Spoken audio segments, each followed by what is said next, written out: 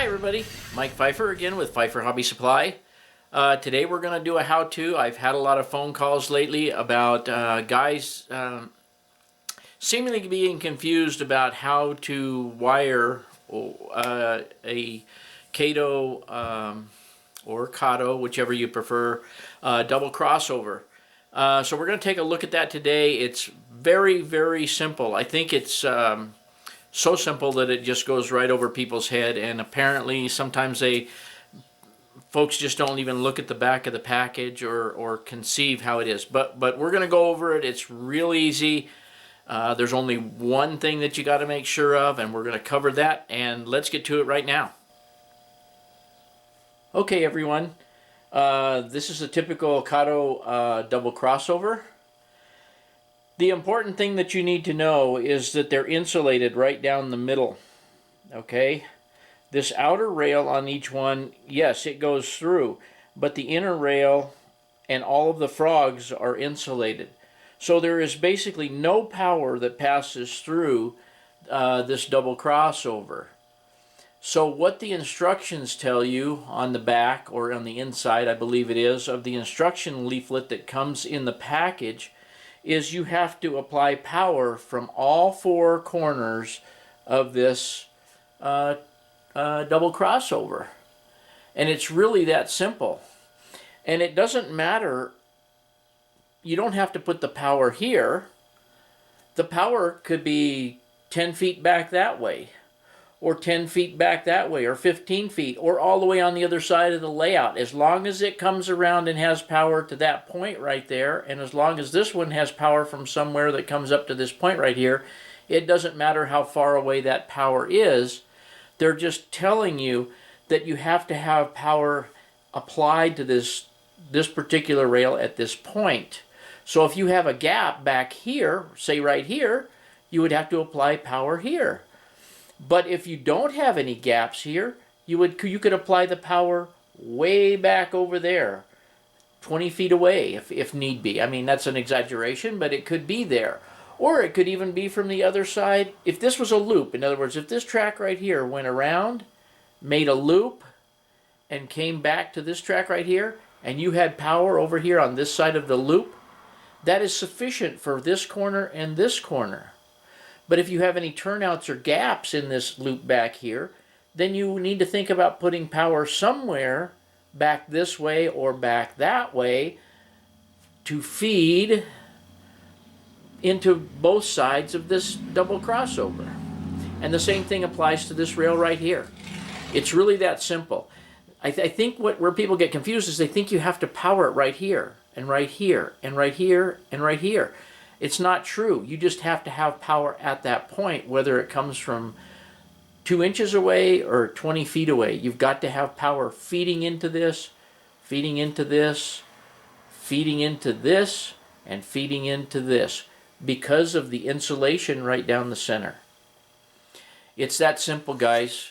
The only other thing I might mention is just make sure your polarities of your wires are correct, wherever they happen to be. If you put feeders here, make sure the polarity is the same on the left and right rail, and the left and right rail on the other side of the layout.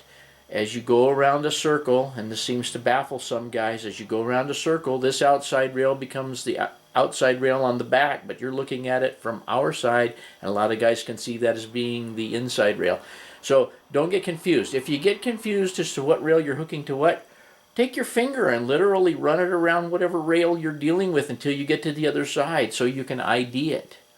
I've even had a guy suggest to me that he took a boxcar and he put a piece of colored tape on one side and another piece of colored tape on the other side, and he just ran the boxcar around the layout, and he hooked up the feeder to the correct color of tape that was on the boxcar. Or you could write the color of your feeder wires on the side of the boxcar. But as long as those sides match all the way around your layout, and I don't care how complex your layout design is, if it's too complex for you to visually conceive in your mind, you may consider the boxcar idea. I thought it was a good idea. If you have a white and a blue feeder, as in Kato here, Kato, you may want to take a piece of masking tape, put it on the side of a boxcar, and put white, and put blue on the other side, and just run that boxcar around your layout and make sure that that's how your feeder wires are attached. The white to the white, the blue to the blue. So that's just a couple of tips and how to wire your Unitrack double crossover. This applies to whatever scale in Kato track you're working with. Also, I would like to say too, a lot of guys who haven't purchased one of these do not know, and I will state it here, there is only one wire comes out of this double crossover and drops down. And when you throw that, it throws all four corners of this double crossover at the same time.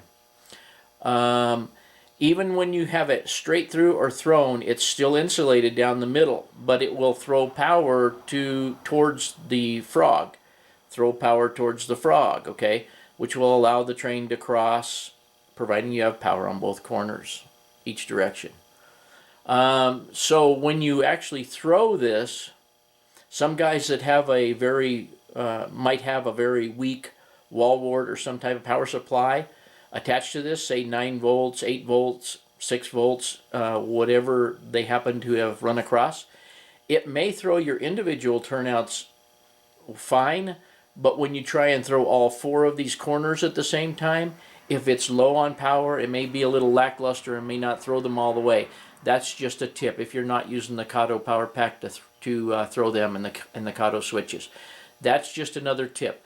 But I would recommend 12 to 14 volt transformer to if you're using a separate transformer, to throw any of the Kato turnouts, including this double crossover. But anyway, one wire to this and one wire throws all four corners. And other than that, guys, there's really nothing else to tell you about this double crossover. So we're going to leave this how-to just in this one video segment, and that's it for today. Okay, guys, a very short video, but it seems to be a question that I get asked over and over and over lately, and so I thought to try and clear up some of the mysteries of the double crossover, I'd do this little short video, and I hope it clears it up for all of you, and I hope folks can find this useful. And as usual, aside from I just noticed that my glasses are now clear. When I started the video, they were I was outside wiping the cars off, and they were very dark. But anyway, that's just an oddity. No, it's me that's the oddity, but the glasses are okay. But anyway, as usual, we'll see you guys next time.